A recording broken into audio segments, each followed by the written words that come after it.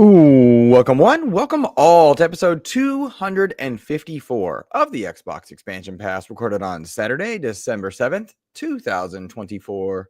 I'm your host, Luke Lohr, the InsipidGhost, joined by my co-host, the intrepid Captain Logun.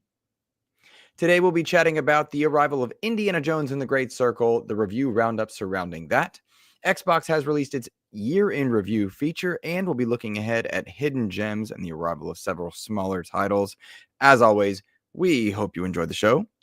Logan, we like to start the show by offering words of kindness to those who have made our gaming weeks better. But first, how are you, my friend?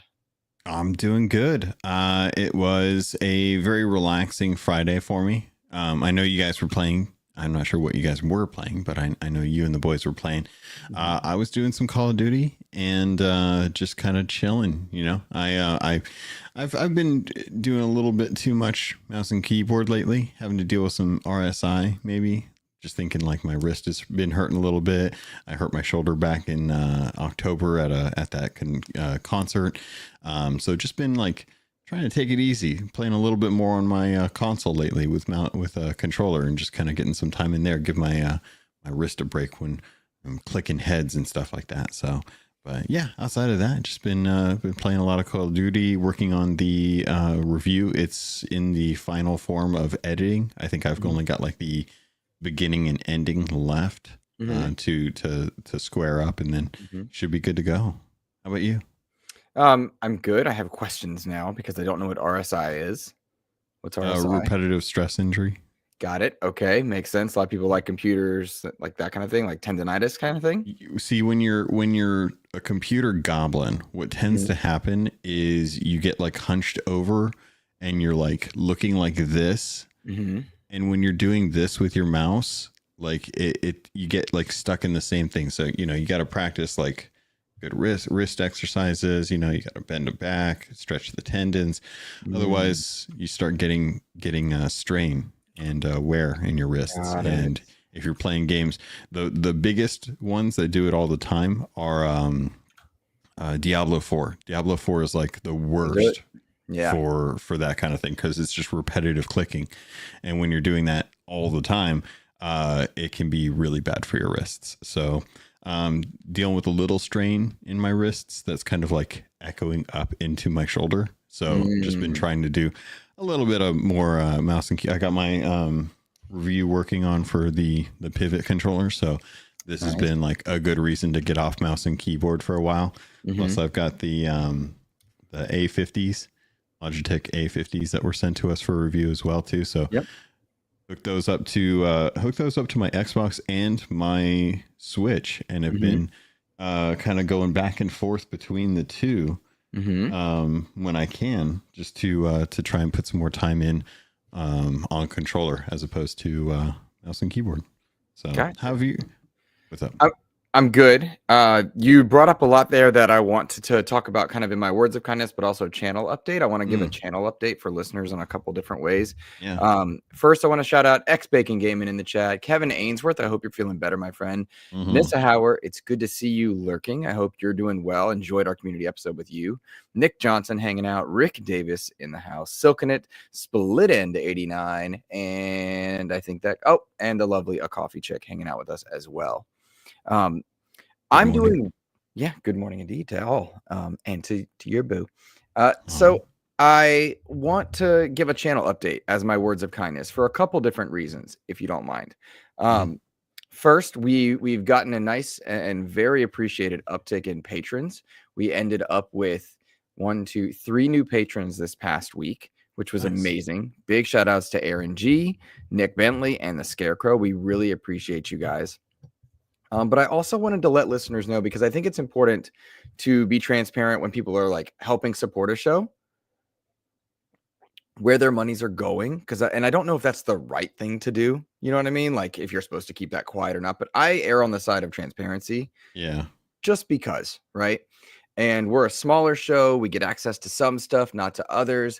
I think it's good to let people know how their support is being used. And so I wanted to let everybody know that for obviously the remainder of this year, but going into 2025, couple ways that your support is going to be used, and I think that's important to go. When we're able to get stuff for hardware review, like right now Logan's doing a hardware review for the Turtle Beach Pivot controller and the Astro A50 Gen 5 headset. You're working on those were provided to us. Other stuff that we're trying to do for our kind of tangential coverage of Xbox related hardware doesn't get provided to us. And so any and all going forward, any and all YouTube monies that come in from, super chats, gifted subs, channel members, that kind of stuff, that's going to go towards hardware review for Logan and I to check out that's Xbox adjacent, right? To support stuff that brings us those evergreen coverage pieces that let us kind of put up on the channel, help us build clout with companies and showcase what it is we do and get better at that. So your YouTube monies are going there. Your Patreon monies are going towards getting us to, what is it? Summer Game Fest and stuff. Hold on one second.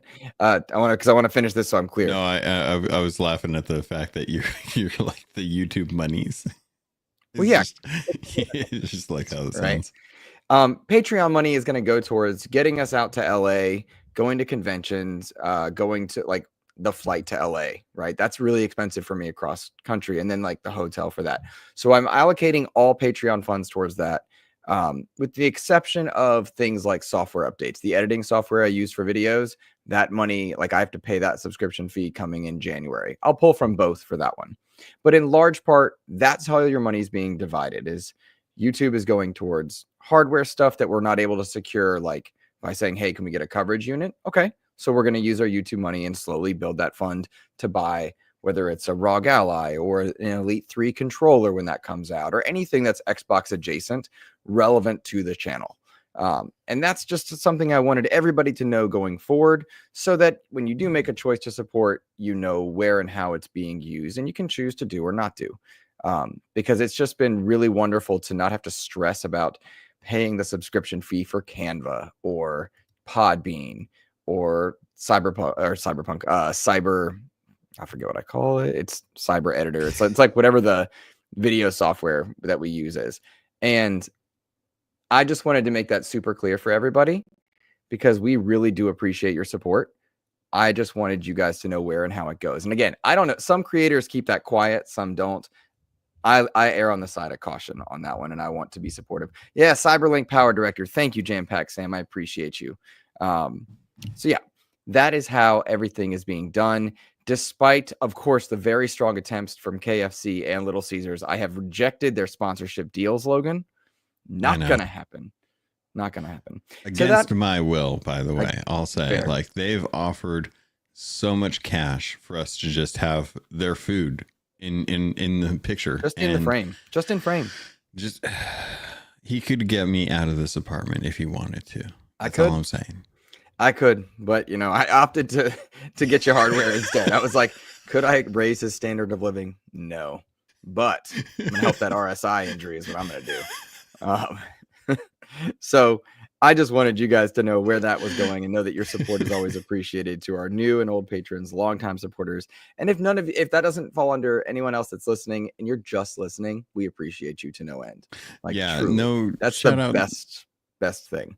Shout out to people for just actually like wanting to listen to the content, because as content creators, I think that our hope is that we're enriching someone's day by putting something out, while also fanboying or fangirling or fandeming over like just wanting to enjoy games in general.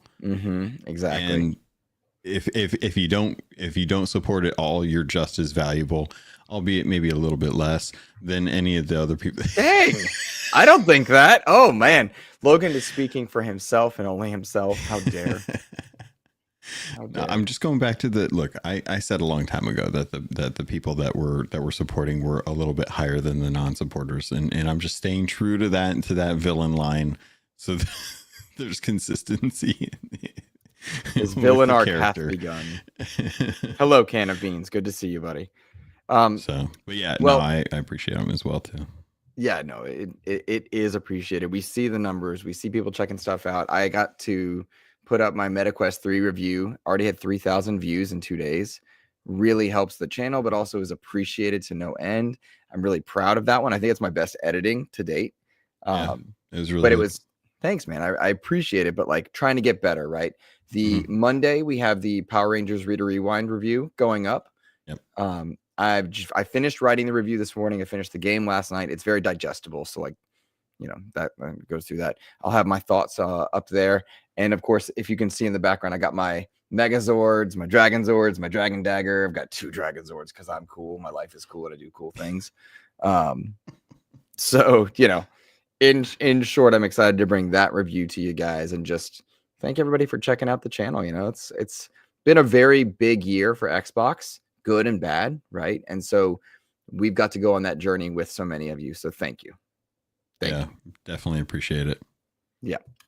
Well, we will ask everybody to like and subscribe, of course, if you are willing to do so. Hit that like button, share it out, all that jazz. Logan, I think there's no way to get around our first news topic, and that would be the review roundup that comes with Indiana Jones. Yeah.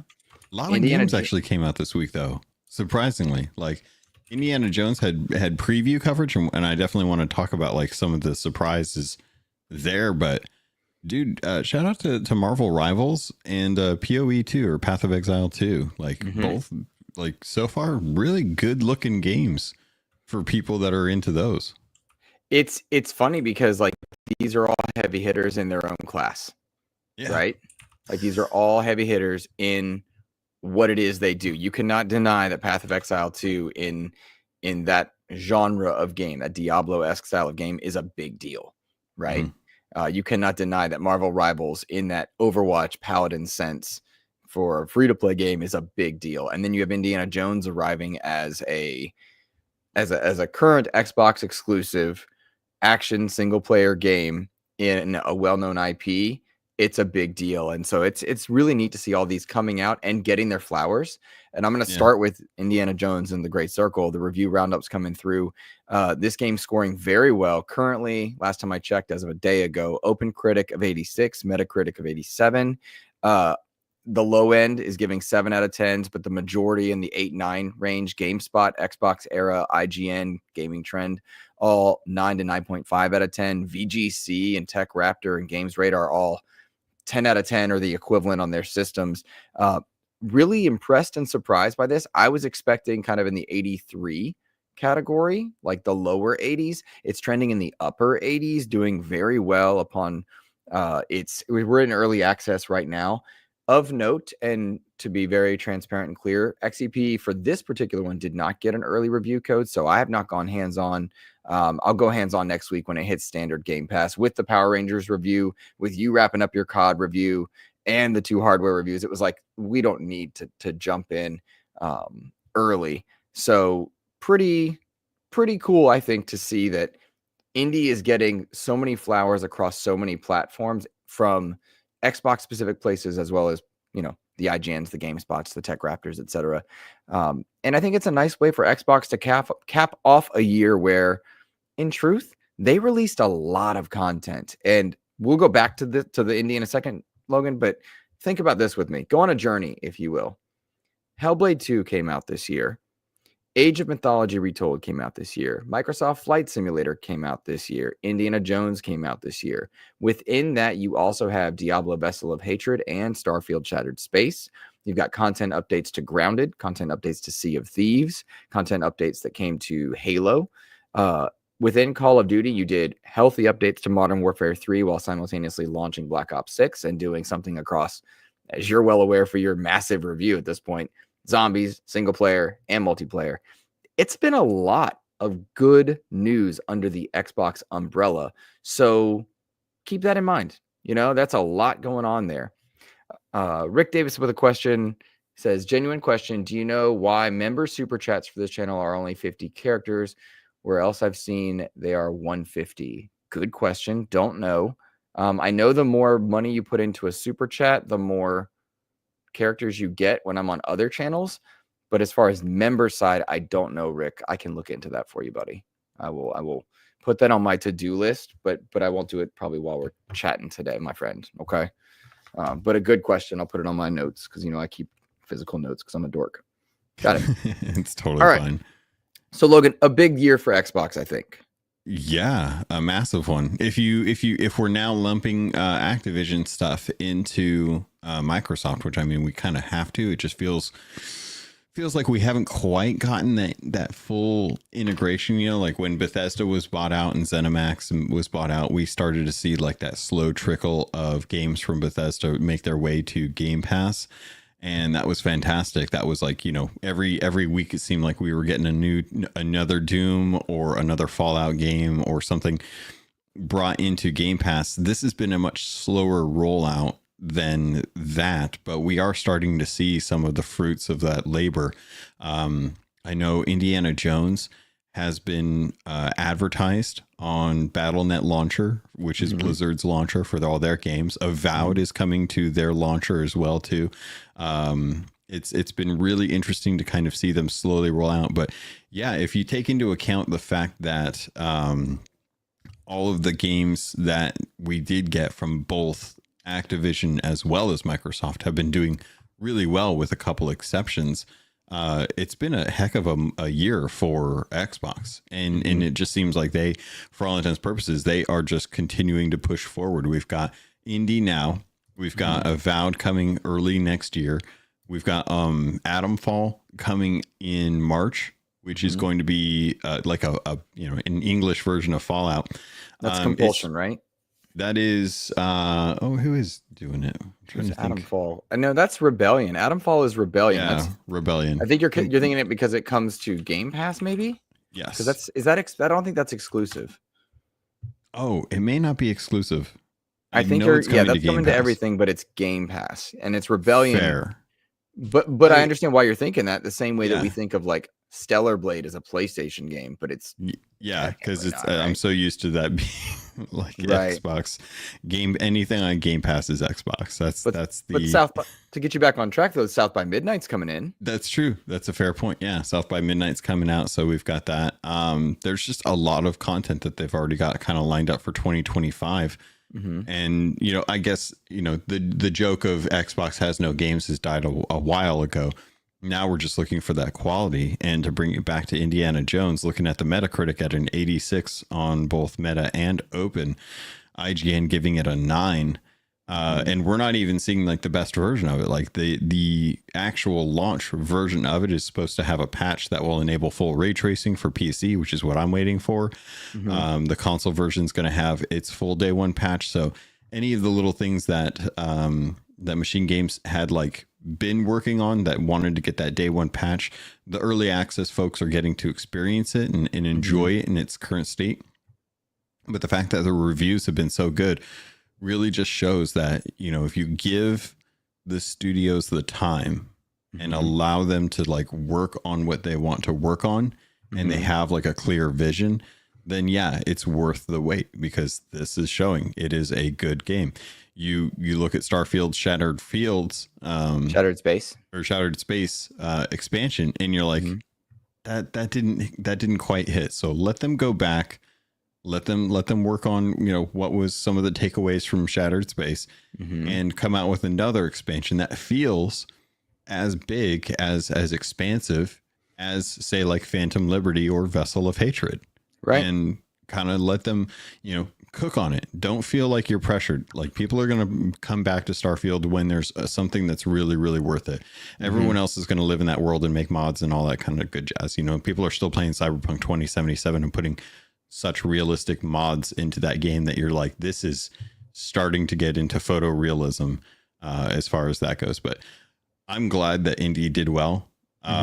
It's amazing to see the review scores come out for that, and shows that, hey, the IP may still have some life. We talked a lot about this coming into the lead up to this launch about whether or not IP was relevant for Indiana Jones, and whether it's relevant or not, the gameplay is solid enough that it warrants taking a look at.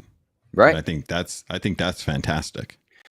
I agree. This is like, we've got a big backlog, the both of us, right? Like after Power Rangers, it's like, all right, now what do I go play for fun? Do I play? Thank you, Coffee Chick, for gifting 5 XEP memberships. I appreciate you. You did the same during our community episode, and I really appreciate you. Thank you. Thank you. Yeah, she is awesome. I thoroughly agree.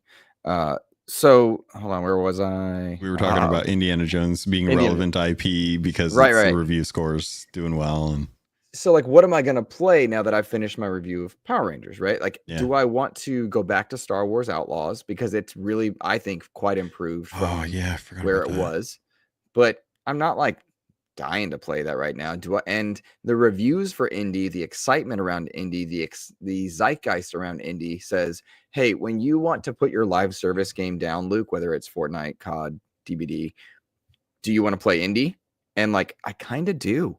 And I am not an indie fan, right? Like, I think it's a cool character and stuff, but I think I've talked many times on this and other shows that I don't think the IP is relevant to the youth, as it were. I think we have a joke bet with, I think it's Nerd Chat, about like, I don't think it's going to sell 5 million. I don't remember what the actual thing was, but like, I don't think it'll sell well. But to see that it's a good game, that people are revering it both in the critic space, I should say, I really hope that in the consumer space, it does well. I think we've passed the point where we ask ourselves relevantly and realistically, does this sell Xboxes? Because Xbox isn't interested in selling Xboxes.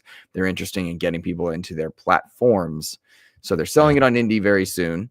It's available on PC.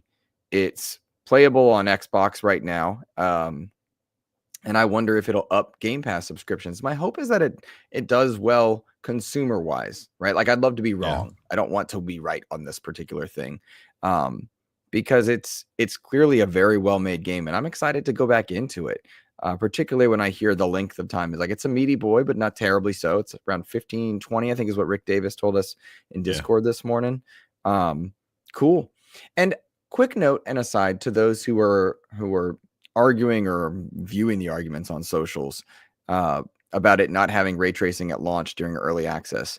Jesse Norris of Xbox Era made a good observation that the amount of people that have the rig and the tech to make full use of that stuff in a 3-day window is a very slim margin to those who are truly just playing the game. And so I think that is a good point to be noted. That is a good thing to just keep in mind, is that actually impacts a very small demographic. And I don't think it should be a big slight. Anybody using that in like a console war argument would probably be missing the point, as it were. Yeah. I think it's fair to say that they understand, like, and maybe this is actually, maybe now that my train of thought's actually starting to work out some of the stuff that you said, I wanted to say that I think that it's maybe a good thing for those of us who do not like paid early access, because this is kind of an indication. It's like, well, if the teams aren't ready to put out the day one patch at early access, then are you actually playing like the best version, or should you just hold off and get the full experience with the day one kind of experience, like with the day one patch coming in and actually being able to get all of the features?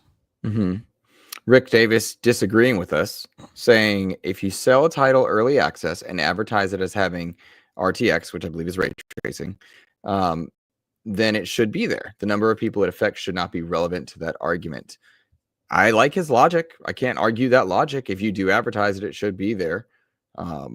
So that's a fair statement. The question that I would, I guess, pose, not even to Rick specifically, but to the gamers as a mass, technically it's early access. The game doesn't come out till next week. I mean, I get the, like, again, I understand, like, you can buy it, you can play it, right? But they have the early access thingy on there. Does that matter? And I pose that to the chat as well, because I don't know. I think it does matter. Even if it doesn't affect everyone, the day one patch is not just the ray tracing. There's a lot that's going to be coming in with that patch as well too. And I think that those benefits, those fixes, could be things that are a detriment to like most people's gameplay. So I think if you are going to be releasing the game early through premium access, then the day one patch should be made available on that day. Ty Guy Travis over on Season Gaming and IGN has a philosophy that the paid early access is the actual launch date, which if you look at Indiana Jones, it's clear most games come out like on a Tuesday, Thursday, or Friday. Mm-hmm. Indiana Jones is technically out on a Friday, not a Monday, which is where it's going to actually be released on Game Pass, which means that everyone that paid got the full weekend to be spoiler free. Whereas everyone else is going to have to wait till Monday to be able to jump in. Most people probably are going to be going to work and not going to have nearly as much time as they would if it were on the weekend. So early access should be early access to the full game. It's not a beta. It's not a game preview. It's just getting the game earlier than other people and paying for that right. So if you're paying for the final product, which you are, it's in my opinion, then you should be getting the full experience. Mm-hmm. I like that philosophy. I think that's a very fair position to take on something like this. There's no reason not to agree. Like, I agree, I guess is what I'm saying.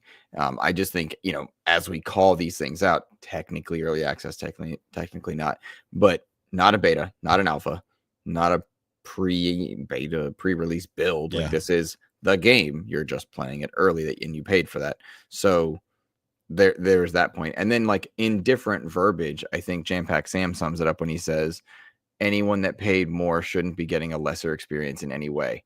Agree when you say it like that. Yes.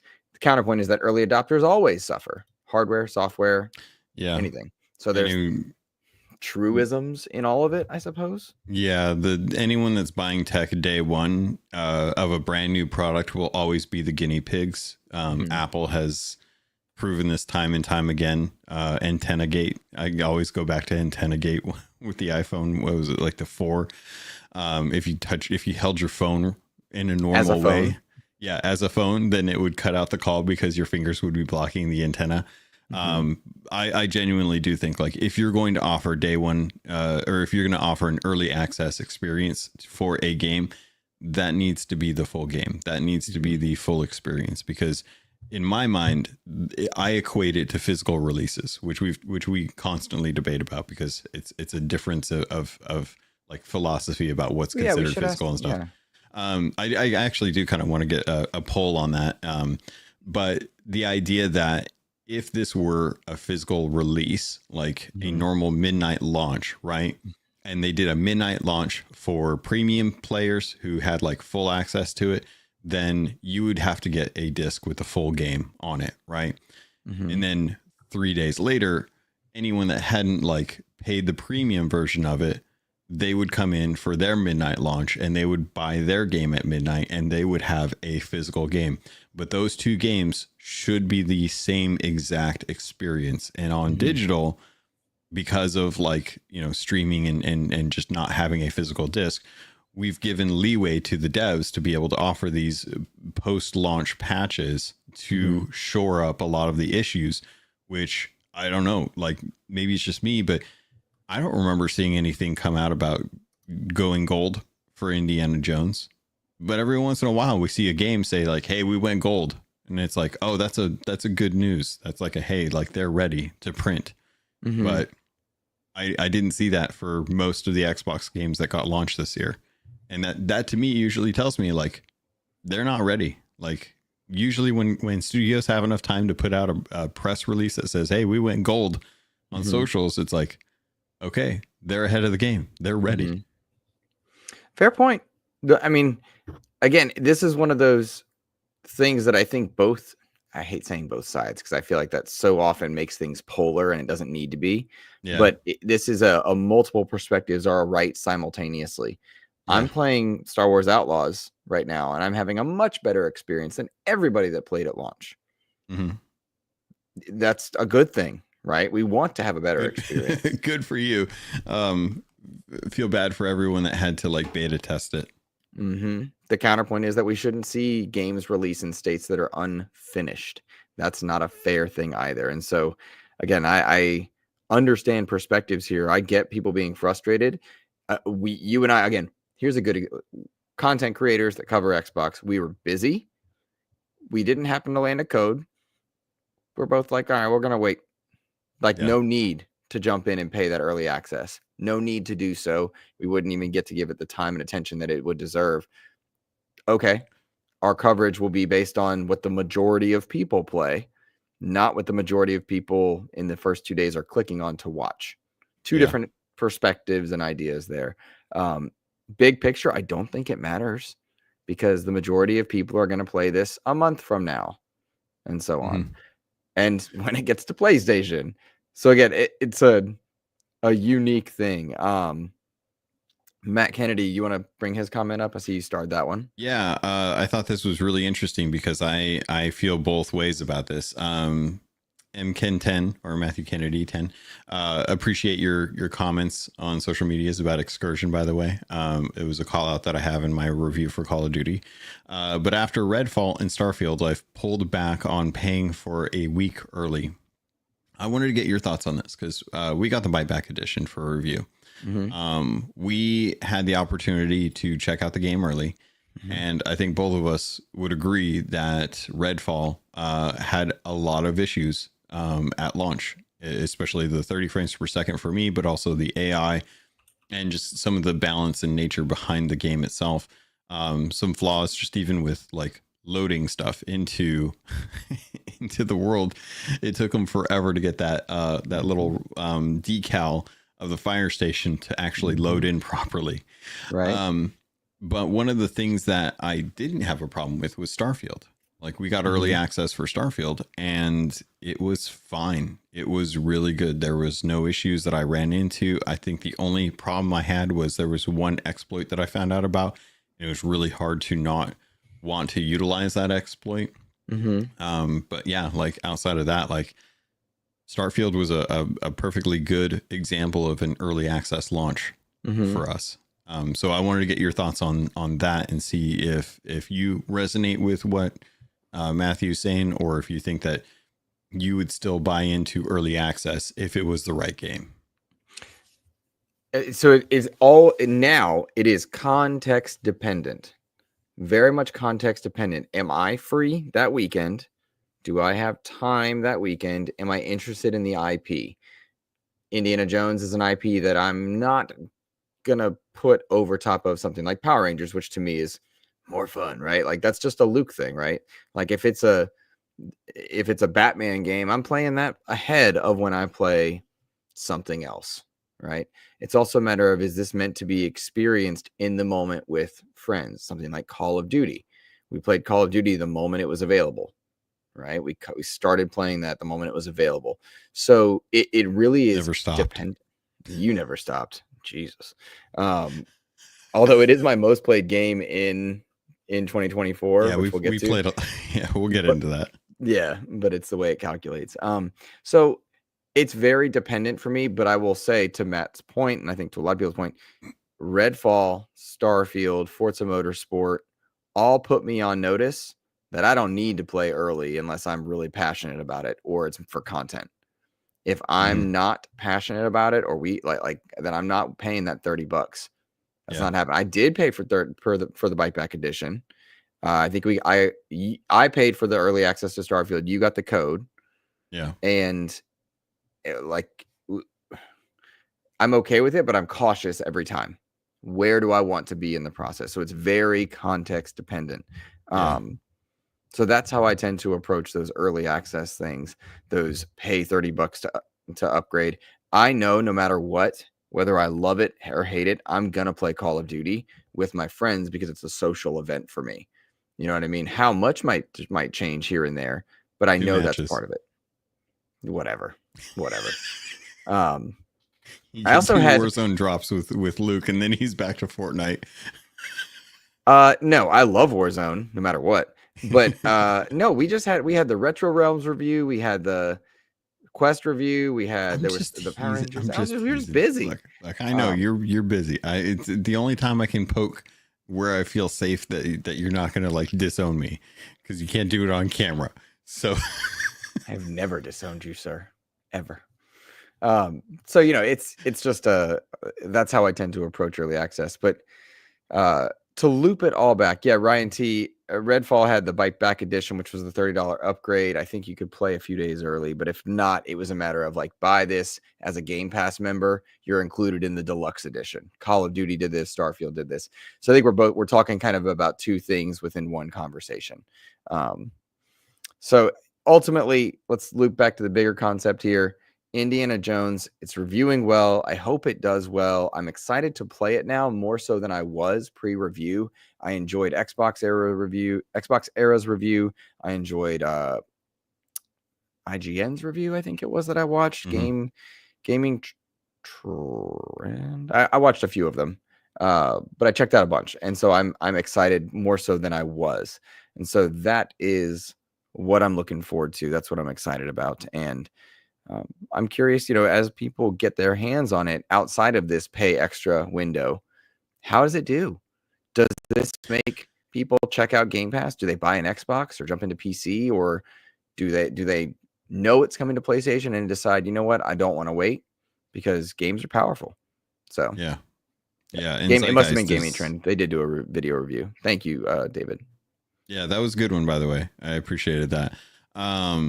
Yeah, I'm genuinely curious. The joke bet was with the Nerd Chat, and it was for 1 million copies sold. Okay. Do you think that it might hit 1 million given the reviews? Nope. No, still think it'll be under. I don't, saying it like that makes it sound like I'm rooting for that. No, I do not think it will sell 1 million quickly. Right.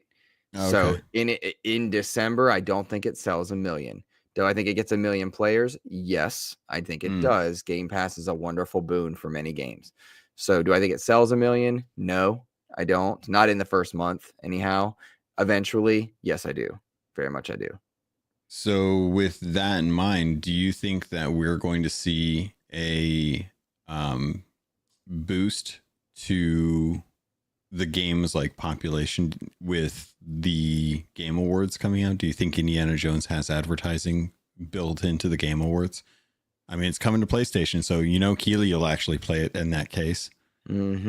I think because Keeley talked about it at, wasn't it like a One More Thing for one of his showcases? Yeah.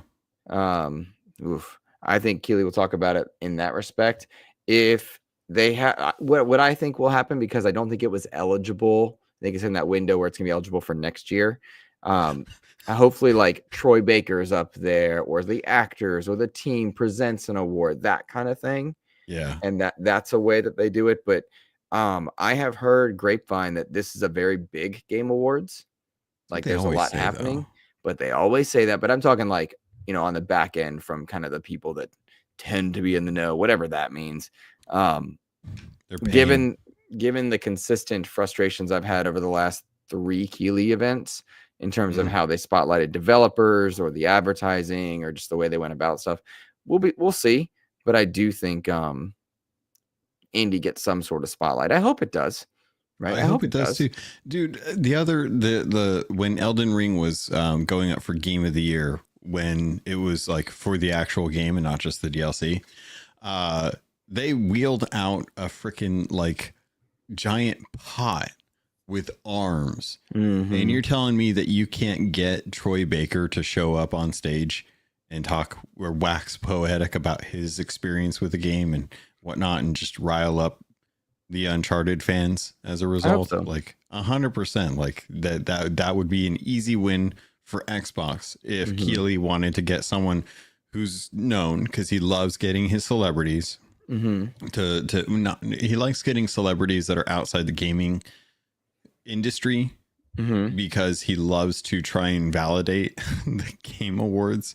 You're saying Harrison Ford shows up? Is that what you're thinking? That would never happen. I don't think he has the time or care. He has the time. He doesn't care.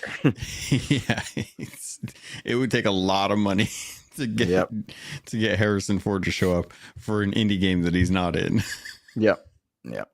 Well, but Rick, sorry. I just wanted to say, you get Troy Baker in a fedora, and you send him out onto stage, he will tell you about how great this game is, and how great of an experience it is, and how much better it is than that space game that he made, or he was in. that he did the last time he had a game coming out. I forgot. I don't even remember which one that was.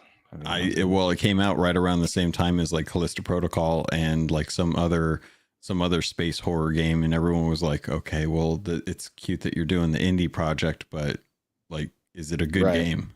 Right. Yeah, we'll see. Rick Davis correctly points out Laura Bailey was a presenter at the TGAs. I expect Troy Baker to be there in some capacity as well. Absolutely. Makes sense. Yeah.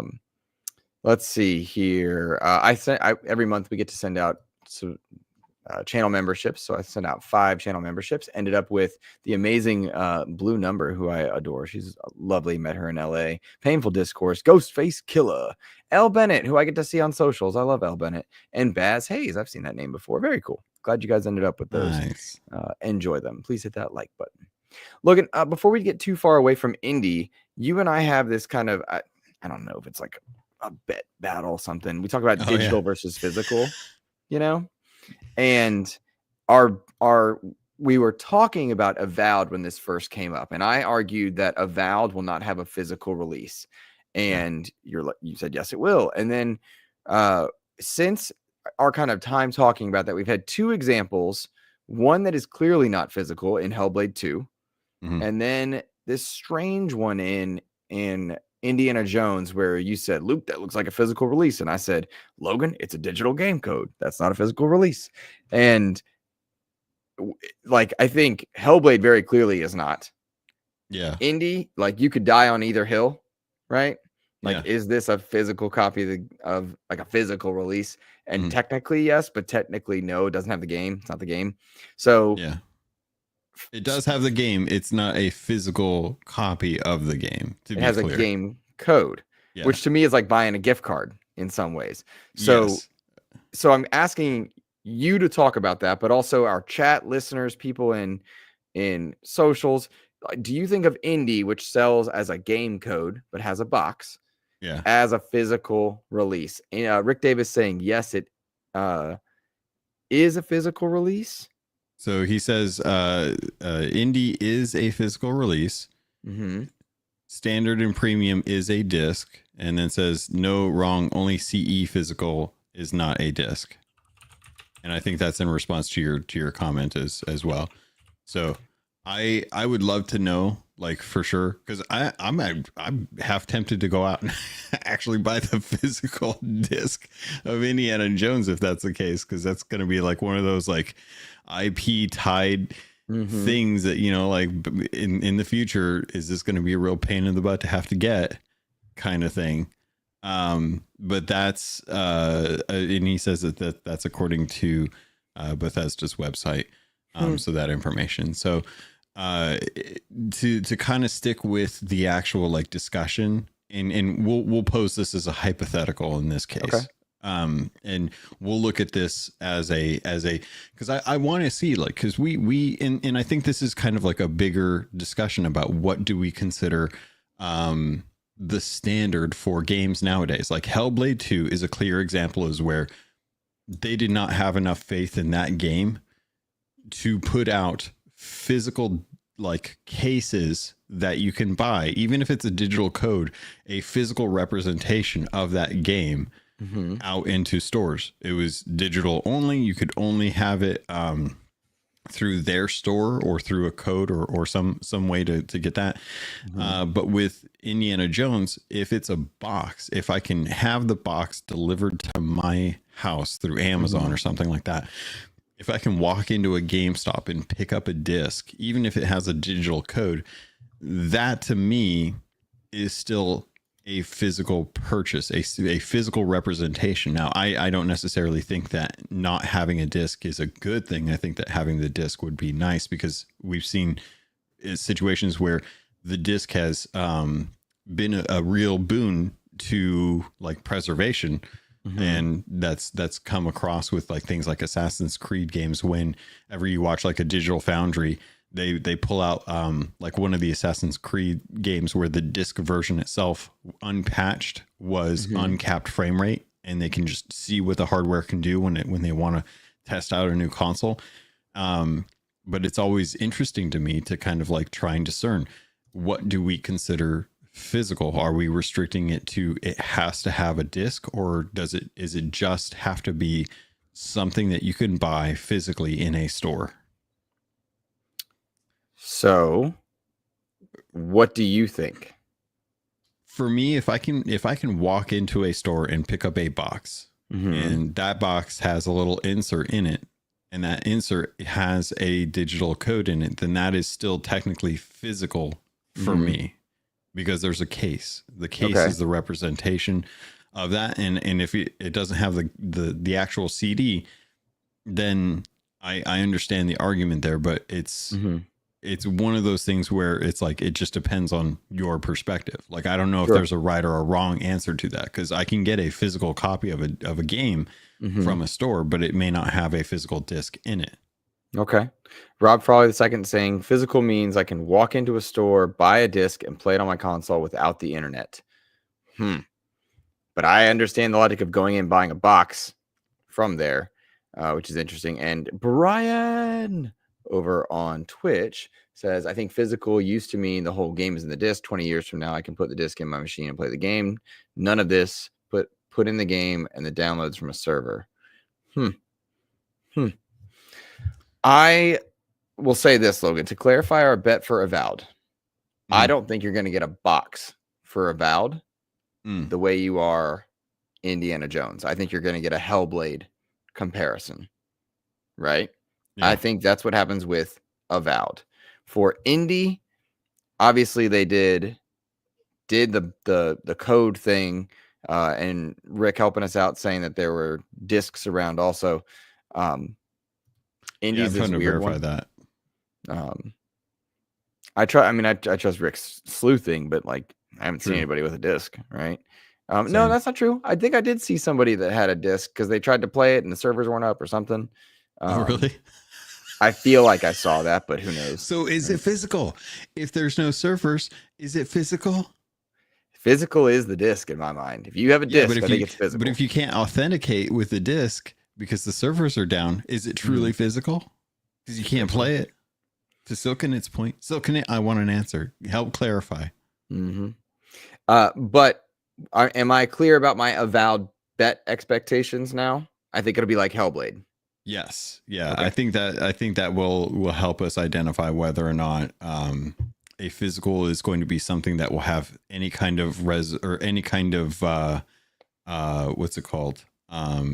Representation, like in the actual store. If Limited Run has to come out with something down the line, it's not a physical. They don't have a physical edition readily available. That's a good way to think of it. Yeah, like Gargoyles Remastered was not a physical game. That was a digital only game, and they came out with a physical edition, which I still cherish to this day. I really wish that they would do something for Soul Reaver too, because I really like that they're remaking the Soul Reaver games. I think it's out on the 10th. Yeah, that's something that like I would like to have a physical version of that to be able to pop in whenever I want. Rick says the entire game is not available on the disc, according to Reset Era. Interesting. All right. Well, Logan, let's shift gears briefly. I talked about Xbox's big year. I had pulled and then scrolled away from the Metacritics of these different things. Hellblade 2 had a meta of 81, Black Ops 6 83, Flight Sim 80, though it did just get a boon as the servers are now stabilized and people are re-reviewing it. It's going up. Age of Mythology 83, Indie 87. The average between all of them is an 83 rounded up. I feel like Xbox, that's a pretty good year, all things considered. Yeah. They treated their Game Pass gamers quite well, I think. Yeah. We're no longer swimming in sevens. Nope. It's kind of weird to think that the caliber of game after all these years is starting to slowly rise. And we're actually starting to get to see like games that are being reviewed well. And, I don't know if it's just me switching over to Blue Sky. Could be that, it's actually just a difference of there's nothing to really compare and contrast over on Sony. I think Stellar Blade and Hellblade 2 are still two of the games that I think are some of the best games that have come out this year. And honestly, like looking at the kind of feel of the community, the zeitgeist around gaming in general, it doesn't feel like there's nearly as much console warring as there has been this year. That's Blue Sky. Is it Blue Sky? Okay, that's Blue Sky, because I immediately noticed a difference, and I have consciously been just blocking people on Blue Sky. Like, if you join to promote your only whatever fan stands, if you're a literal bot, or if you're a business that's adding me on Blue Sky, I'm just blocking it, because you're not engaging with my content. You're not engaging me in conversations. I've had great conversations with people over on Blue Sky, and I want that to continue. Yeah. And I think I don't even post links on Twitter anymore. Like, we did that great meta thing, and that's getting all kinds of attention. I didn't even put it up. I don't think I've done anything on Twitter. Yeah, I don't know that I'd want the Twitter community to be engaging in my content anymore. Like, I think I posted one thing on Twitter the other day, and that was literally just the Keelhauled podcast, and that was it. And I was like, I don't even know if I want if I want to do this, or if I just want people to go back over to Blue Sky. Truly, again, I believe in transparency with people who listen.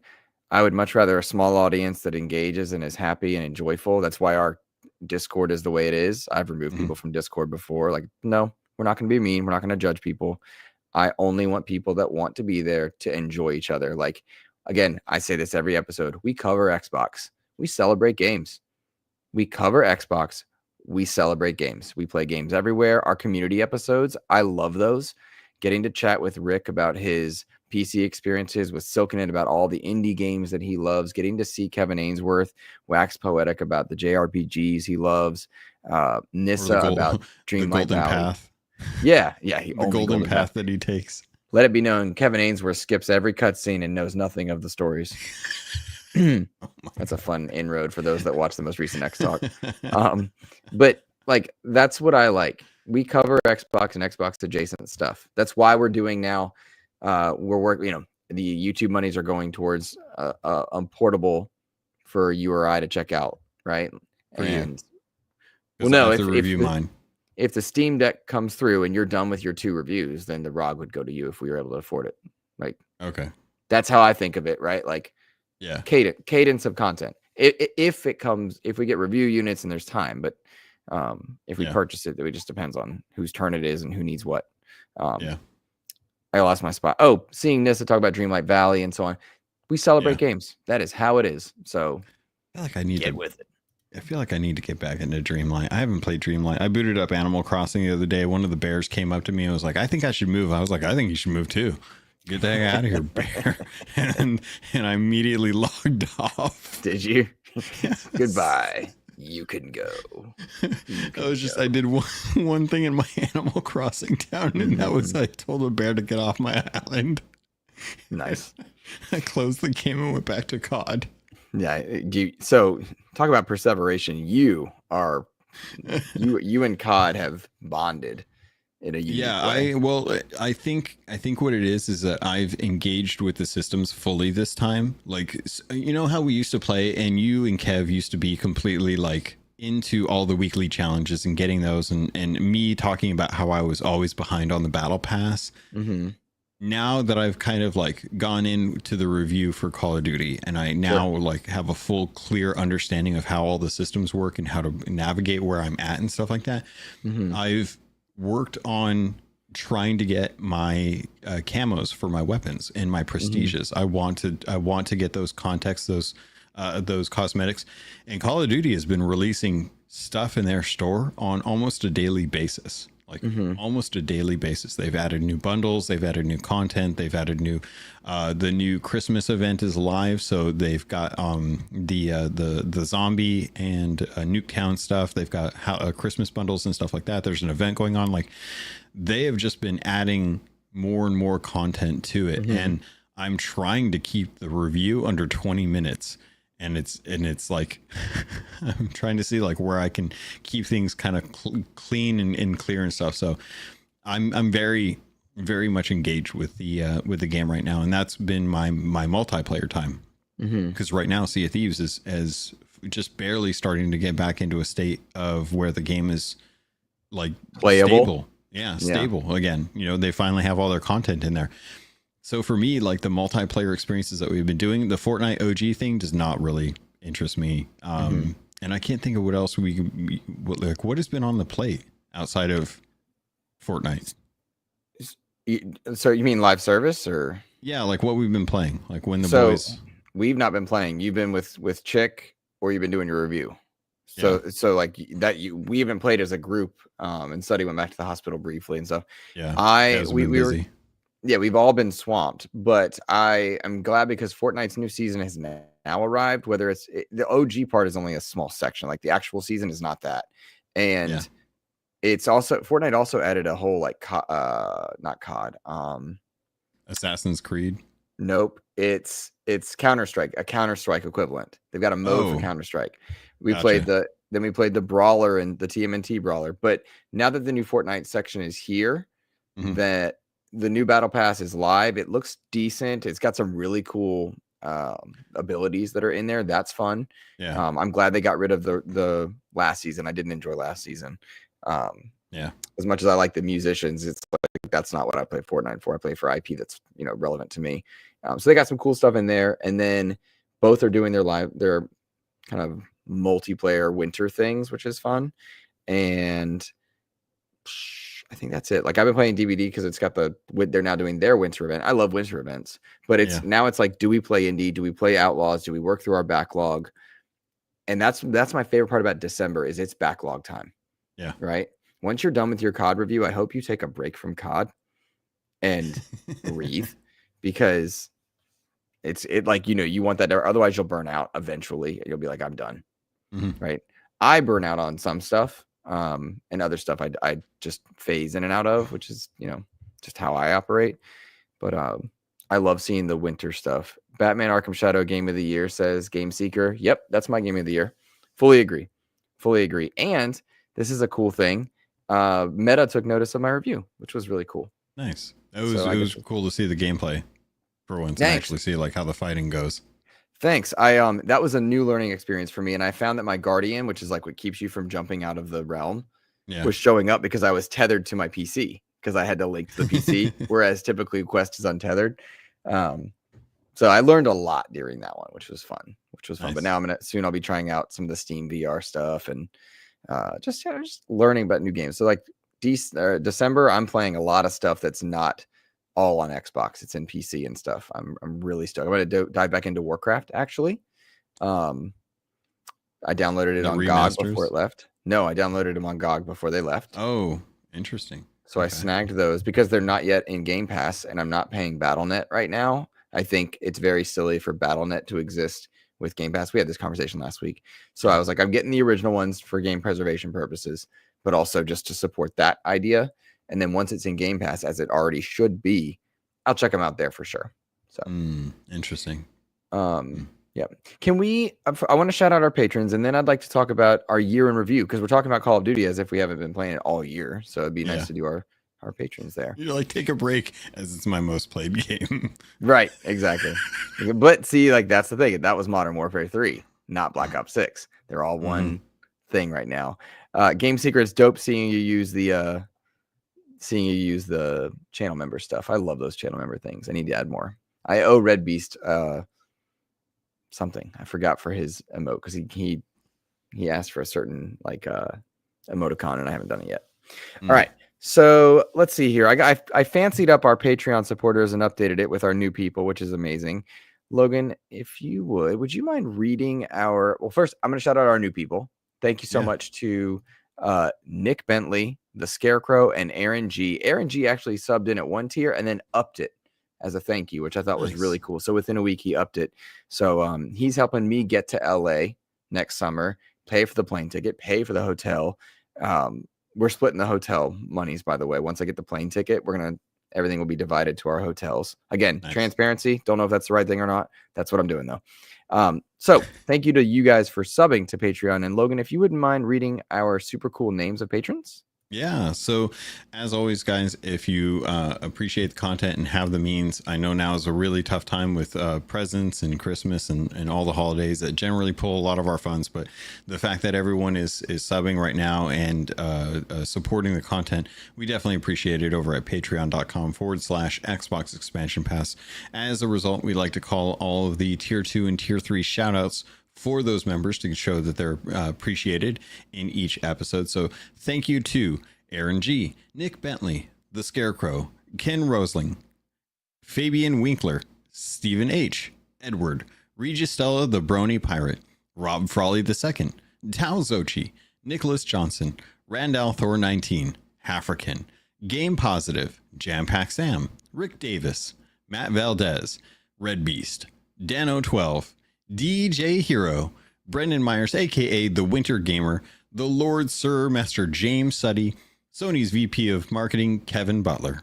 Thank you all so much for your love, your support, and shout out to all of the channel members that are in YouTube right now who are hanging out with us, chatting. It's great to have you guys here. We appreciate it as always. Absolutely. Big time. I do want to call out the amazing Split End for saying, we know Luke's best live service is going to be Suicide Squad. Oh man, can we just talk about like, what a year it is for me where I get 2 games in the Arkhamverse, and one's my game of the year, the other I truly hate with a passion. I think that's the funniest thing. You like to play the hero, so of course you're going to hate the villains. That's a good point. And the gameplay loop in Suicide Squad is very cool. The traversal's amazing, but I truly hate that game for existing, and I hate the writing. Truly, they just they butchered some great characters. Big shout out to Split End 89 as well for coming in with 5 gifted XEP memberships. Very you kind. are helping us do you're helping us get new hardware to cover. You're helping us pay for the subscriptions for editing softwares. Thank you so much. We appreciate you, my friend. I don't know who this person is, but the fact that Game Pass Gumbo is now a member. Dope. That's funny. It's a great. I just like the word gumbo. Yeah, that is cool. Gentle Stone saying XEP supporters are awesome. We have a 1-to-1 like to person ratio. You're right. We do have a 1-to-1 like to person ratio right now. Thank you all. You guys are awesome. Appreciate you. Yeah. Yeah. Oh man. So I know that we've been kind of jumping around as far as like the stuff that we wanted to cover, but I was really surprised when the Xbox Year in Review came in, because I've been playing like predominantly on my PC, and I didn't realize just like how much that had shifted. So the new PC has most definitely garnered my attention.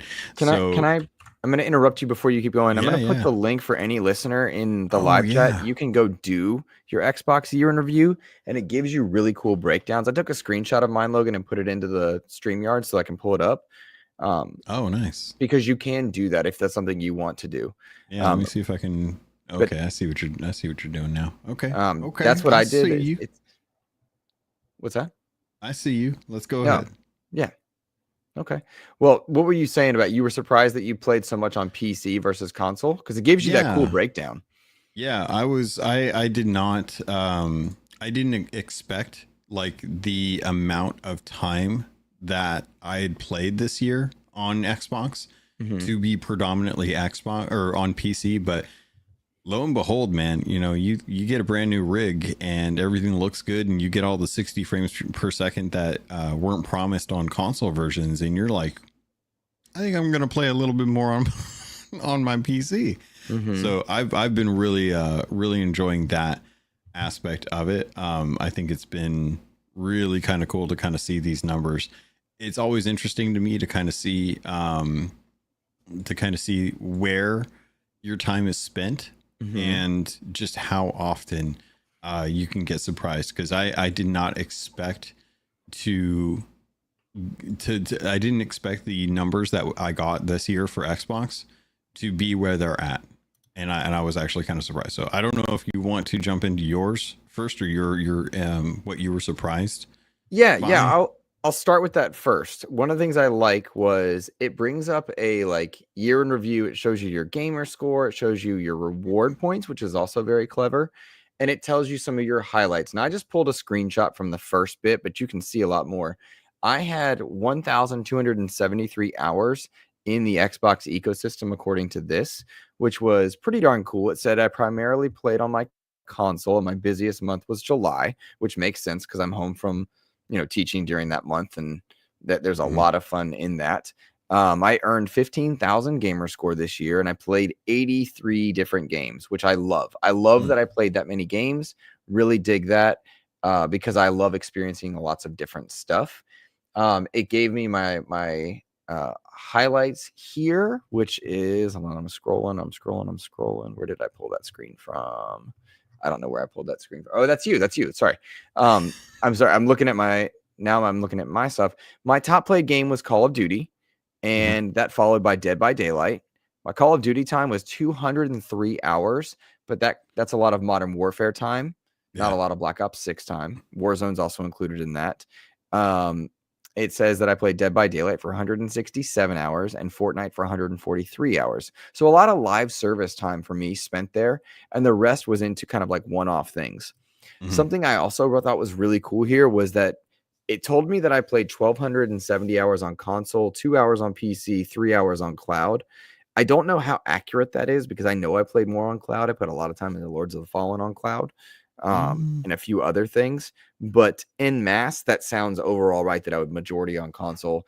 I anticipate that shifting a bit over the next year because I am finding that I'm enjoying more like stuff on PC, stuff in the mobile space, stuff on cloud, and I plan on doing more in those spaces. I think depending on if we're able to get hardware for review soon, I'm going to do like a mini review on the backbone and just how that impacts the Xbox ecosystem. So that'll showcase some of the cloud stuff there. But I love these breakdowns. I realize that next to our friends, I've played a lot more Xbox time than they have. I was watching the nerd chat yesterday. I need to finish the episode, but watching the nerd chat, and like my time was higher than theirs because my focus is the Xbox ecosystem, whereas a lot of them PC, PlayStation, Xbox bounce around. But I love these breakdowns. It's really cool just to see. And I love that I got to try out 83 games on my Xbox. That's a lot of cool things to see and play. Yeah. Yeah, no, you're not wrong. I was very impressed with my time spent, and I actually kind of wonder if I can do this. Let's see if I can actually do this. So here's that's my cool. year, teach me how to do review. that. Oh, it's easy. It's super easy. So I did my year in review. I was impressed. I didn't have nearly as many hours as you did. You had like over 1,000. I had 882. Get a job where you take 2 months off. No, right. But yeah, so my time, the interesting thing here, 577 hours spent. And actually, let me see if I can make this a little bit bigger for people who are like me and can't see small text. 577 hours were just in PC, 0 in mobile. No surprise there. And I actually did 17 hours on cloud. And a lot of that was my time spent on my Logitech G Cloud, because that was where I spent most of my time actually looking like to stream from Game Pass, because for one reason or another, I couldn't actually connect up to my Xbox for like that kind of play. So I was really surprised by that. I didn't play nearly as many games as you did. You played way more games than I did. And my busiest month was November because Call of Duty is a big review. Call of Duty. Yep. So I was really impressed with being in the top 3% for gamer score. I did not expect that given how few games I'd actually played or gotten any kind of achievements in. But Call of Duty was my top game. And I was very happy to know that all the time that I've spent not only playing with you guys and with Chick in Black Ops 6 and Modern Warfare 3, but also the time that I've spent solo in Modern Warfare Zombies it's one of those things that I think I am going to miss severely with the zombies. Sea of Thieves. This was 351 hours for Call of Duty, right? Barely beat out 329 hours on Sea of Thieves. Call of Duty actually beat out Sea of Thieves for me this year. And I was like, wow, but it wasn't by much. And I think a lot of it was because my busiest month was November when Black Ops 6 came out.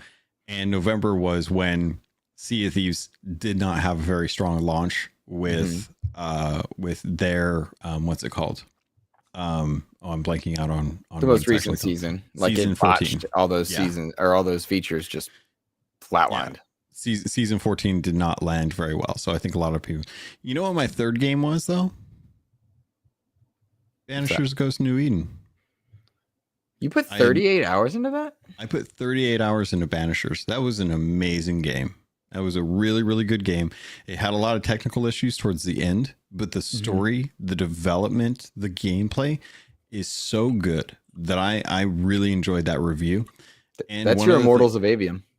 Yeah, for this year, definitely. My Immortals. And next year, the thing I'm looking forward to is South of Midnight, because the gameplay style is going to be very similar, and I think Banishers is going to have or I think South of Midnight is going to have a good of story as Banishers does.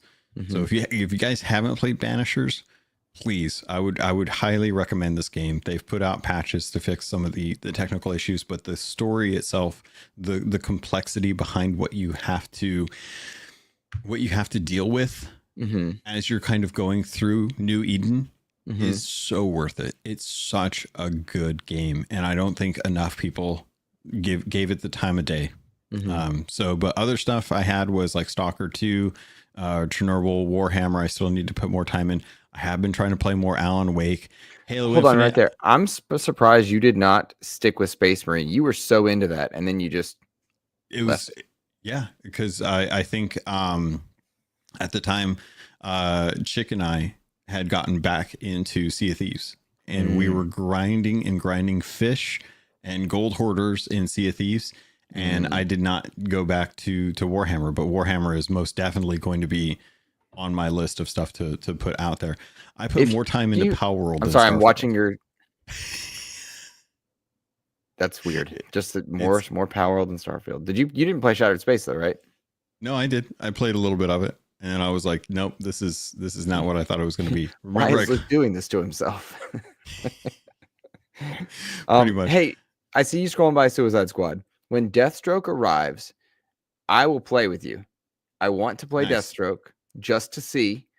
I have no interest in like going back and living in that world because they really did kick me in the nuts. But just to see Deathstroke, because it's technically death, and I would play that for a little bit. Oh yeah, you know, I'd go back to Captain Boomerang and throw some boomerangs around. That was one of my favorite parts about that game. Isn't it wild that I've put more time into Suicide Squad than I have Fortnite? Yeah, that bothers me, and I don't know why, because we really enjoy Fortnite. Like we get wins, we have fun. There's somebody like I really hate that you haven't joined us. And can I be honest? And hey, I'm gonna. Can I take over? I want to one shot this camera real quick for me. So I'm gonna one shot here. All right. Hey, Jen, it's you and me. Nobody else can hear us on this podcast here. That's going out to everybody. You stole my Logan, and now he doesn't play Fortnite with me. And I'm not going to tell you that I'm emotionally hurt by it, but I'm emotionally hurt by it, and I miss him. Share, okay? Just that's all I'm asking. Oh, hey, Logan. Good to see you, buddy. Hey, how's it going, man? It goes well. It goes well. Good to see you. Good to see you. Good to see you too. Yeah. All right. No, that's fantastic. Yeah. So, but yeah, I went through. Most of my reviews are what I have seen like in my top list. Outside of that, it's been stuff that has been stuff that either Coffee Chick and I were playing through, like Gears of War 4 and Gears of War 5. Next year, I fully anticipate like the Halo Infinite or Halo Master Chief Collection being up on that list, because we're probably going to be going through those.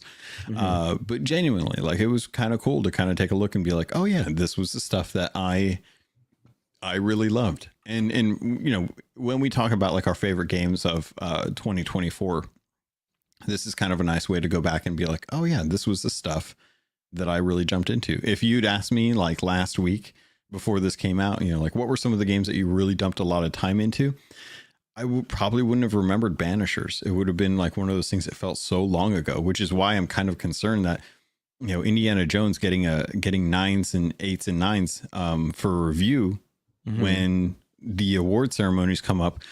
No one's going to remember it because they're going to think it was 2024, which it is. It's just not something that people are going to consider. So that's kind of going back. It kind of bugs me about that, but it's nice to have like these roundouts because I was like, oh yeah, I really love Banishers. That was a really good game. Agree. And I think that's the purpose that achievements serve. Like when you scroll your achievement list, you see what you played. I want to call out a couple comments in chat that were showing up while we were there. Yes. First one, Silkenet says that he's flabbergasted he was in the top 35% with 50 hours on Xbox. So in 50 hours, he made the top 35%. I see Rick Davis's comment. He said that's pretty crazy, kind of worrying in certain ways. I think Rick's right, but we have to wonder and like always caveat everything. What do they count as being part of Xbox? If it's somebody just logging in on their app, then you might have millions of people that have 5 minutes, right? And that might change your percentages. So it's a matter of how they collate, at least in some ways. When I looked at mine, I'm in the top 2% of time played, top 2% with 1,200 hours on the year. So it means there's people with way more than me, right? And then I'm in the top 1% of gamer score with a little over 15K. So again, don't know how they calculate it, but I understand where he's coming from. Like, that sounds concerning in some ways. Ken Rosing says, got to run, but wanted to drop in and say hi. Have a good show. Ken, thank you for your support, your time. We appreciate you, my friend. Hope you're doing well. Jam Pack Sam says, I have some concerns around some achievements. Like, wow, y'all really played 10 minutes of this game, huh? I don't know 100% what you're referencing, Sam, but it might be like this. You get an achievement 5 minutes into a game and only X amount of people have that. If that's what he means, yes, I see that same thing. Because sometimes when you put an achievement at the very beginning of a game, it gives you metrics on who's playing, how many people are playing. And that's how I've been calculating how many people have been playing Arkham Shadow, because you can look at your first achievement and see like how many people have gotten that far. Arkham Shadow numbers are revealed in that, which isn't sales numbers because, you know, you get it bundled, right? Sam says, for clarity, achievement rarity, when a rare achievement will pop for something that's just after the tutorial. A good point, Sam. Yes, we agree. Yeah. Rick Davis made a comment saying, speaking of Deathstroke, why are WB so stubborn and they refuse to report Arkham Origins to PlayStation 5 and Series X? It's his favorite entry in the trilogy. He means quadrilogy. But like he means the Arkham series at this point. And he makes a good point. Yeah, Arkham Origins is only available via back compat with a disc. Can't do it digitally on Xbox. I did buy that in the Steam sale. I got all the Arkham games in the Steam sale so that when we are able to get a portable, I can play through that. But he's right. I will say, Rick, comfortably, there's a lot of Arkham Origins references in Arkham Shadow. And there's only a few in Arkham Knight, but yeah, like it was the black sheep of the group because it was WB Montreal, not Rocksteady. But after Rocksteady made Suicide Squad, it's hard to love them up on that one. All right, Logan, let's see. Oh, Dark City in chat says, once the indie reviews drops and they were good, have you noticed the go woke, go broke grifters shifted to tearing down Avowed?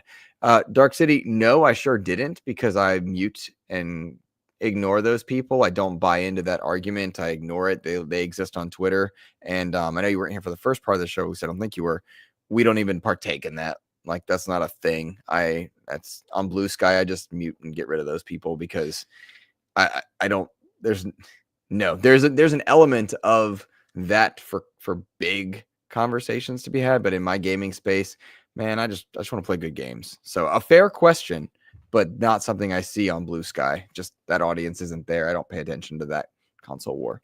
Yeah, that's one of those things where people will just look for attention wherever they can. And I have not seen that discourse, nor do I think it's relevant to the game space, because at the end of the day, the whole like it being too woke or people like wanting to look for something to tear down.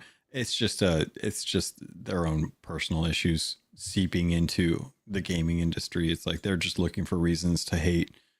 So I genuinely don't really participate with any of that kind of stuff. I don't even really give it the time of day to be able to see it. I'm too busy clicking heads in Call of Duty or playing games in general, or like Heroes of the Storm. Like I'm filling my time with stuff that makes me happy, as opposed to trying to keep track of that kind of discourse. And I recommend everyone just kind of like disengage from that. You'll be happier. It's the equivalent of touching grass without having to go outside.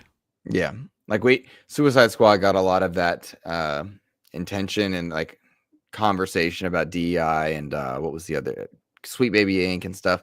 And I would argue many times over that Suicide Squad's problems are that it's Suicide Squad looter shooter gameplay in only one true arena. And it's not a game that anybody in the Arkhamverse asked for, and then it did some bad writing with those characters. And then it made some strange choices that I don't think are DEI. I think it's like nobody wants to play as that particular character, as that particular element. And so I think that's more of what goes on. I don't mind the question being asked because in the Arkhamverse, Deathstroke was white, and then all of a sudden he's black. Well, you can explain that because comic books in many ways, but like asking that question is different than go woke, go broke. And I do not partake in those conversations. I think gaming's for everybody, and I don't much care what anyone looks like, feels like, anything else. You deserve to be able to play games. Simple as that. Does that? You're laughing at me. You're muted though. Yeah, okay. I'm not muted. I'm holding it in because I'll talk to you about it later. But yeah, it reminds me of something that we'll take off air. But yeah, I at this point, like it's I have such umbrage with the fact that you say that the writing in Suicide Squad was bad, because I actually really liked the comedy writing in it. It's bad for the universe. That's what I should say. It doesn't match the tone set by the precedent when they marketed that they are part of the Arkhamverse. Yeah. That writing does not match the Arkhamverse. That's probably a better way to word it. Is that more? Actually, I'll agree with you on that one. I think the writing is fine. I think the writing is enjoyable from like a comedic perspective. I love the Flash and Boomerang's like discourse most of the time in those fights. But yeah, I'll say that it is too far of a departure from the Arkhamverse to really kind of justify it. It always makes me sit there and look at Gotham Knights and think like, man, I wish that game was better. Gotham, dude, time and again, because I played through Gotham Knights again last year, I want to say, maybe right after, maybe it was this year, right after Suicide Squad. Maybe, I can't remember exactly, but like I did a good replay on it, right? Got every achievement in it and stuff. Gotham Knights is a really fun game. Clearly it began as an Arkham game. Clearly. Went through a lot of changes, and it sucks that it was 30 frames and then it was this and that, because there were some really great moments in that. If you're a DC fan, you like Batman, you like DC Universe, Arkham Knights, pardon me, Gotham Knights does give you some great moments in time, and fighting the Court of Owls is fun. I just hate that it missed, but I did enjoy it. Like I have the collector's edition. I'm glad I do. I'm glad they patched a lot. They added some cool stuff to it. So there's fun to be had. There's fun to be had. I say this every episode. I feel like for every good thing DC does, they kick you in the nuts. Good thing, kick you in the nuts. Speaking of, there's a new show from James Gunn that's a Suicide Squad game, or not game, show. In the new universe, Creature Commandos, right? Yeah, Creature Commandos. I just popped that on last night and was watching a bit of that. So Did you enjoy it? I was too tired to really give myself an honest opportunity to appraise it. So I'm probably going to go back when I'm a little more awake. I just wanted something to like fall asleep to. I have a habit of like putting something on.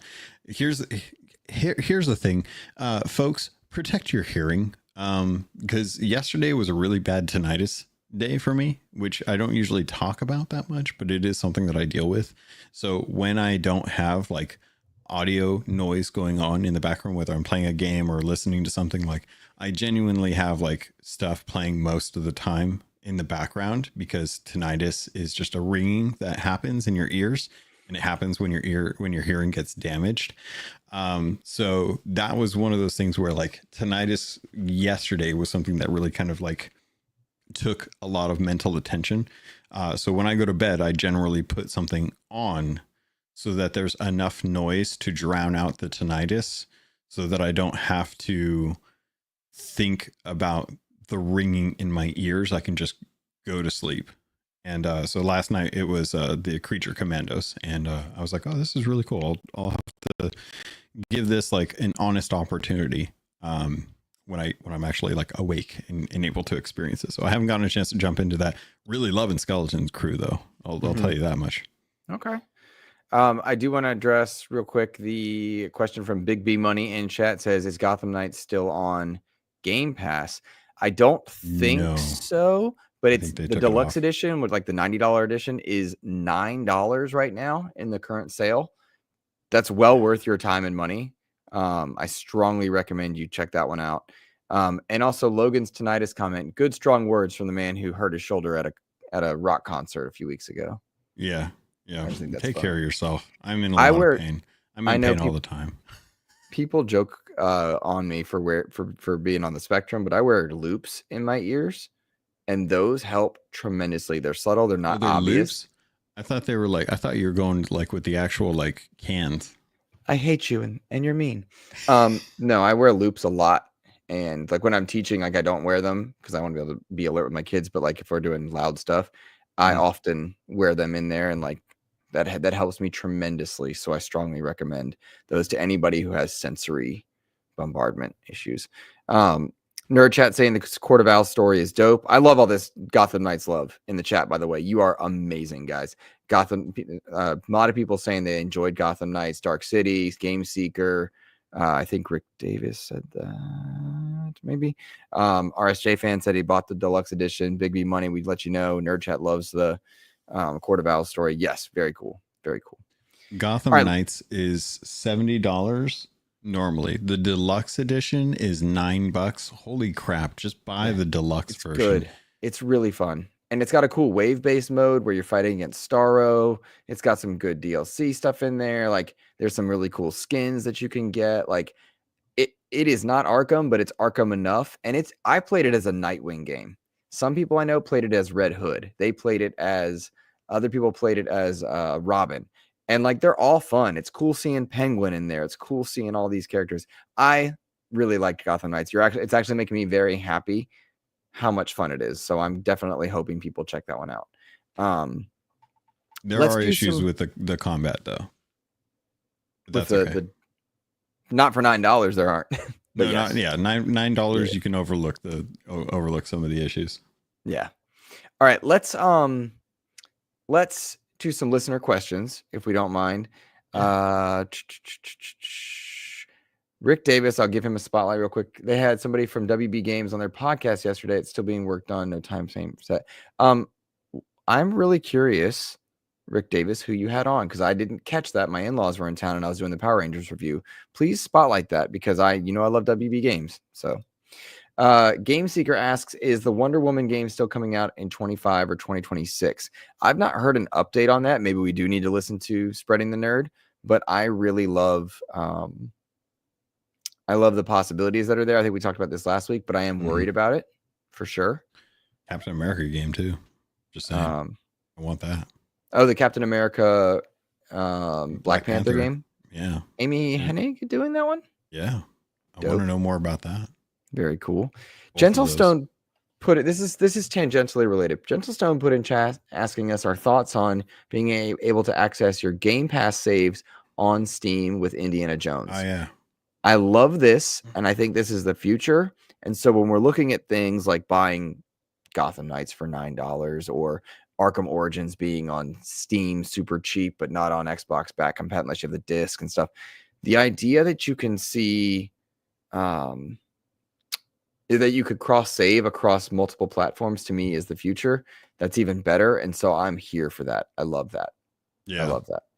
I will say that if there was one reason why you should justify having to sign into another ecosystem's account in someone else's ecosystem, we see this with PlayStation fans having to make a Microsoft account if you want to play Sea of Thieves. We see this with Steam fans having to make a Microsoft account and log into it if you want to play games like Halo or Sea of Thieves and stuff like that. And having that requirement has never really made sense until this moment, where Microsoft does an exceptional job with cloud saves. They afford you the opportunity to switch between ecosystems, between screens on a regular basis, and to be able to access those cloud saves is 100% why they could justify this. Mm-hmm. Outside of that, it's all analytics. There's nothing that's going to push it. I think seeing trophies being earned on PC through Steam for PlayStation games is maybe the only other opportunity where I could say like, okay, I can see them justifying why you would want to have a PlayStation account attached to it. That being a requirement, I don't necessarily agree with, but I do think that the Microsoft cloud saves is definitely worth it. Agreed. I dig the just the idea that you can log in, get your progress wherever you are. That to me is cool. Rick Davis, I'm spotlighting because I'm fully in the belief that Rising Tides lift all boats and is a channel that tries to get a lot of interviews on. Let me pull up who he had. I'm sorry, I'm missing it. On Spreading Nerd, they had Matt Ferrens. It was a generally interesting interview. He talked about his position at EA, and then there were WB as developer relations. Fascinating. And he put the link in chat for anybody that wants to check it out. So please go support them. Rising tides do lift all boats. And so we want to support anybody that's part of our community as well. 1 hour, one decision in the house. Good to see you, buddy. Hope you're doing well. Logan, we had a question come into our Discord from Rick Davis, actually. It's good to see him lately. I don't know if it'll all fit in there. It might. All right. If you really wanted to ruin the holidays for yourself, Logan, would you prefer a special limited time release of Little Caesars pizza topped with eggnog, or a special limited time release of KFC's Double Down with eggnog sauce? The pizza includes eggnog breadsticks, and the Double Down includes eggnog seasoned fries. Imagine you have to eat at least one of your selection every day for the duration of the month of September. Well, oh God. As I polish off the rest of my eggnog, I'm probably going to go with. It's really tough because I already like pizza with ranch, and I can already make the correlation between the two. But the KFC Double Down is something that's just fantastic. So I'm probably going to go with KFC because I would have like a chicken dinner with eggnog to begin with. And it's like creating the perfect bite. You know, you take a little bit of each part of your plate on one bite and you eat that and you get the combination of all the flavors. And the only difference here is that I'd be eating KFC whilst also drinking eggnog without actually having to drink the eggnog. And I think that works just fine. So I'm going to go with KFC in that case. Thank you for your questions. I'll be taking no comments or concerns on that at this time. Ooh, all right. So to quickly address the Nerd Chat's question, do I like ranch on pizza? I do, but it's not a thing I do often. You were hearing the because I was thinking like eggnog flavored ranch. That's what you were hearing. I would not ruin pizza for myself. So because pizza is my second favorite food, I would not ruin pizza for myself. So I'm going to take the Double Down of this awfulness, and that's gonna be it. Pizza's too good to ruin with eggnog. So Will Broke Boy Lewis has been a member for 3 months, says keep up the good work, got you in the Big 12 game on. We appreciate you, Will Broke Boy Lewis. Nice. You're awesome. Rick Davis asks me my favorite food. Cookies are my favorite food. Yeah, I'll go standard chocolate chip because it's reliable. Like my mother-in-law is visiting, or my in-laws are visiting. They brought me chocolate chip cookies for my birthday. My mom made me chocolate chip cookies. I love a good chocolate chip cookie. That's my favorite food, followed by cheese pizza. So, but I'm a simple man, right? Like I don't like complicated flavors. So like, that's just it. Hey, Will Broke Boy Lewis gifting a membership for XEP. Thank you so much. That is, yeah, that's so, and Split End had given 5 memberships as well. I hope we called that out. I can't remember. Just in case we didn't, it's back up there. Thank you guys. You are helping us get new tech, new software, stuff to help with the show. So we appreciate you tremendously. Thank you. Nissa says, my mom made me chocolate chip cookies. You're awesome. Very cool. Real quick. Yes. We, before I want, or actually, I'll tell you what, go ahead and jump into this question for Portal Player, because I think it's tangentially related. Okay.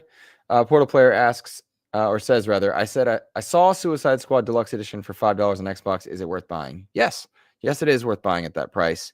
The traversal, the gameplay is very, very good in Suicide Squad. It is fun. It is well animated. There's a lot of good game in there. I despise how it impacted the Arkhamverse and that it exists in lieu of something like a Superman game where you've got that, because it's got a fully fledged Metropolis. My angst and anger towards Suicide Squad as a game comes from what it is not what it was trying to be. So as a game, $5, yes, it's beautiful. It's neat. It's got a lot of good content there for you to digest as a game. As a diehard Arkham fan, I do not enjoy it. And I disagree with Nerd Chat saying that the humor was good too. I did not enjoy the humor at all. But again, we go back to the point of it didn't match the Arkhamverse, didn't match what it was. And that is the nature of how I approached it. And so comfortably, though, I got to play Arkham Shadow this year, and that introduced me to an entirely new game medium. So there's that. I would say, yeah, like $5 for Suicide Squad, just to play through the story, would justify that price in my mind. Especially with the characters. I think I really enjoyed King Shark and Captain Boomerang. The Harley wasn't the Harley that I like. I kind of preferred Bruce Timm's Harley, and Margot Robbie's Harley has grown on me over the years, but it's taken a lot for me to get used to that Harley. There's something happening in the background of your house. Oh, I know. I'm trying. Yeah, it's my upstairs neighbors. Remember when all those like the sponsorships that would have gotten me out of the apartment because the people decided that they at 10:35 a.m. in the morning they decided now was the appropriate time to turn on all the showers. That's what's going on. So remember that when we're not eating double downs and I'm in a house next to you. Well, enjoy your new headset, I guess. I don't know. That's what I got. No, I can't wait to talk about these things. I will be jumping into that because I genuinely want to kind of discuss those, which is weird because I'm such a fan of HyperX. Mm-hmm. These ones have been with me for a long time. I want to say close to a decade that I've had these. The headset you're reviewing are the Astro A50 Gen 10s, right? Gen 5s. Gen 5. Sorry, Gen 5s. Yeah. Okay. Cool. Yeah, these are the Gen 5s for I left these on, son of a gun. These are the A5 or A50 Logitech. These are really, really nice. Mm-hmm. I will definitely be going into detail about these because there's a lot that I've learned. Mm-hmm. But stuff like this, just easily being able to pop those on and off, that's huge. That's like right off the bat, like the fact that can even happen. Trying to pull off to replace the actual ear cups on these ones, a lot harder to do. So there's some serious things that I want to go into with the A50s, but that's all going to come in a review soon. Cool. Nice, man. Very cool. Let's see. Chris 1H1D says, finally had a chance to try COD Zombies for the first time. It was kind of fun. There's a lot going on though. Yeah. But it's good. It is fun. I do enjoy it. Do the directed mode. And there's a castle now with swords that are pack-a-punched. Dope. I do want to dive into some zombies. Now that the holiday stuff's there and I can be Santa Claus or whatever it is. Yeah. I'm down. Okay. I'm down. So, all right, Logan, I think it is about that time, my friend. Are there any questions that we have not gotten to that we missed? Not that I know of. Okay. No. Okay. But a new Adam Fall trailer coming out. Again, that's probably going to be one of my game of the years for next year. So probably can't wait to jump into that. Mm-hmm. But yeah, no, I think we're good as far as like this episode. Nice. There we go, guys. Well, I will ask anybody and all listening to keep an eye on XEP for Monday. Will be the Power Rangers Rita's Rewind review. Probably Wednesday, we think, for the COD review. Yeah. And then Wednesday. Logan is working on the Turtle Beach Stealth Pivot review as well as that headset review, but we're taking time with hardware. We want to do hardware right because we want people to see that we're taking it seriously to try and open more doors. So every time you guys share and support that, like that's helping us do more with more people, companies, reviews, and anything we can't put our hands on through like companies, we're going to purchase using YouTube monies. So Portal Player says, Mr. Lord, do you know when they're adding do you think they're adding so few games on Game Pass? Why do I think they're adding so few games on Game Pass now? They're adding fewer games because the deals are changing. They've added a lot of heavy hitters in the third party category. There's almost not a lot of big third parties that they haven't had cycle through Game Pass.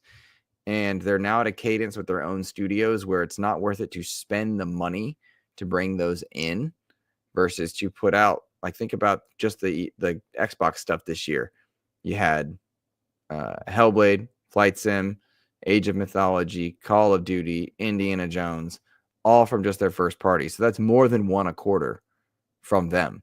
Add to it that they've got content for their other live services. Plus, they had some really good AA stuff. Dead Island came through. I'm blanking on the other stuff. But Lords of the Fallen, I played this summer. Flintlock, I played this summer. Kunitsugami, Path of the Goddess, I played this summer, all coming through Game Pass. It's just their big games releasing. They don't need the third parties in the same way that they might have needed them when there was that dry spout. So I think that's what's going on. Dungeons of Hinterberg, Gentle Stone Good. Rick Davis, I see you. You and I pretty much, yep, we're in agreement on that one. This is almost the end of the year. They didn't add much the first 7-8 months of the year.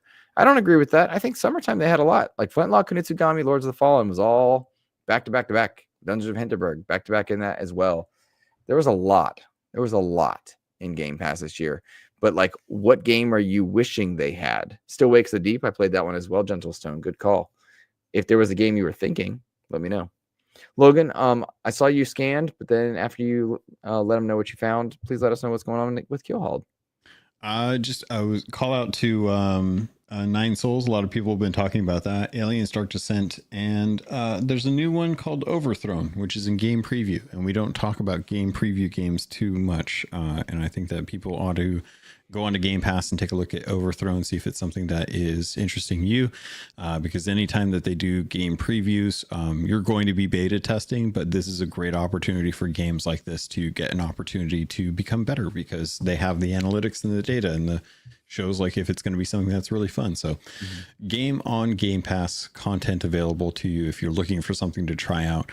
Nine Souls, Alien Dark Descent, or Overthrown are the three that I would say, like, hey, go take a look at these. And that's if you're not like if you're waiting for Indiana Jones and you're looking for something to do this weekend, maybe check out those. Otherwise, you can always check out the Keelhauled podcast that's going to be coming out on Monday, covering all of the news and information for Sea of Thieves. I've been studying that this week, and they are kind of coming back to what they used to do. They're doing podcasts on a regular basis. They're going to be doing developer updates. They're going to be focusing on stability. It's kind of like the people in charge are no longer in charge, and new people are in charge, and they hear the community, and they're going to right the boat. Interesting. We'll see. Yeah. One wonders. Guys, Logan, let people know where they can find you on socials, my friend. Oh, socials. Yeah, I'm just going to be over in the Discord, honestly. Like the Discord for XEP is for members, but outside of that, if you want to see some of the stuff that I'm putting out or retweeting, things like that, updates on like cat photos, I've got plenty of cat photos I could post. That's going to be at captlogan.bluesky.social. Agreed. Very good there. You guys can find me on socials, mostly Blue Sky now, at InsipidGhost. Please, again, rising tides lift all boats. Support Spreading the Nerd in their podcast and check out Rick's interview. Very excited to listen to that myself. Check out Project X Talk. Check out Todd Oxtra's work, the Nerd Chat's work. Support your content creators, because when you support your content creators, it allows more people to make things that we enjoy. So that's going to be it from us. Have a fantastic rest of your week. Take care.